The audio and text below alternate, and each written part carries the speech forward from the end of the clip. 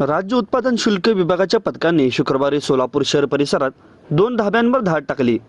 माननीय न्यायालयाने 2 हॉटेल चालकांसह 5 मद्यपी ग्राहकांना 65,000 रुपयांचा दंड ठोठावला। तसेच विभागाने शहरात एका दुचाकीवरून वाहतूक होणारी 100 लिटर हातभट्टी दारूही जप्त केली।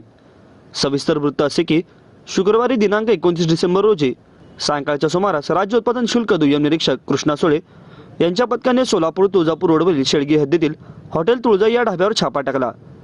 तेथे ढाबा चालक तानाजी भाऊराव जाधव वय वर्ष 38 वर्षे हा ग्राहकांना मद्य पिण्याची व्यवस्था उपलब्ध करून देत असताना आढळून आला। त्याच्यासह 2 मद्यपी ग्राहक नारायण धनराज उजलंबे व लक्ष्मण बाबूराव बनसोडे यांना अटक करण्यात आली। एका अन्य कारवाईत दुय्यम निरीक्षक रोहिणी गुरव यांच्या पथकाने वडाळा तालुका उत्तर सोलापूर या हद्दीतील हॉटेल साईराज या ठिकाणी छापा टाकून हॉटेल मालक महेंद्र भीमराव भगत वय वर्ष 32 व 3 मद्यपी ग्राहक बबन जाधव, सुशांत फंड व श्रीकांत भिसे यांना अटक केली।